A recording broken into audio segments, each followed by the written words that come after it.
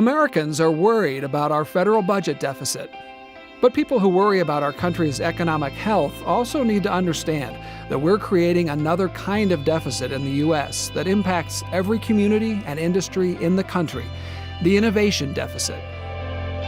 America's economy has been built on innovation and new ideas that create jobs and healthy communities. After World War II, our federal government helped the U.S. grow the world's strongest economy with strategic investments in education, science, and technology that made our country the world's innovation leader. Research funded by the National Science Foundation, the National Institutes of Health, NASA, and the Departments of Defense, Energy, Agriculture, and Commerce has led to life-saving vaccines, lasers, MRI, touchscreens, GPS, and even the Internet. In fact, more than half our country's economic growth in recent decades has been thanks to innovation, much of which has resulted from federally funded scientific research. Innovation has made the United States the leading economic power in the world. It's why new industries have their roots here in the U.S. and why the smartest people from all over the world want to be at our universities. It's the reason our men and women in uniform are equipped with the world's most advanced technology. But now, that's changing. Scientists and business leaders agree that a growing innovation deficit means the U.S. could lose its lead in science and technology, and once that lead is lost, it could be difficult to regain. So what is the innovation deficit? It's the widening gap between the actual level of federal government funding for research and education and what the investment needs to be if the United States is to remain the world's innovation leader. Let's look at it another way. Every country has great minds, and when we invest in those great minds by supporting education, science, and innovation, it leads to a strong economy. But if we cut back our investment while other countries grow theirs, we fall behind.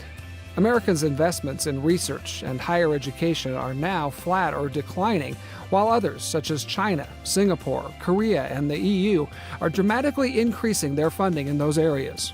Federal budget cuts to science and education programs over the past several years, compounded by sequestration, helped create this deficit.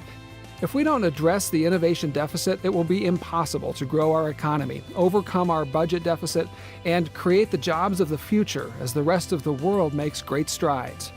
And the stakes are high. What country will become the magnet for the world's best and brightest scientists and engineers? What country will create the next information technology industry or biotechnology revolution? Who will make the next big discoveries in medical treatments, devices, and life-saving drugs? Will the United States continue to be the innovation leader, or will we be just another competitor?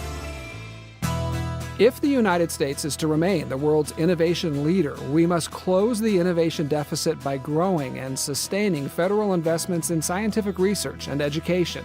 We need students and teachers who are challenged to think critically and ask tough questions. We need laboratories that have the resources to break new ground. We need great universities that attract and grow great thinkers. Together, we can make it happen. Please tell your member of Congress to close the innovation deficit by supporting strong funding for research and education. America's future prosperity and national security depend on it. For more information, visit www.innovationdeficit.org or follow the conversation on Twitter with the hashtag InnovationDeficit.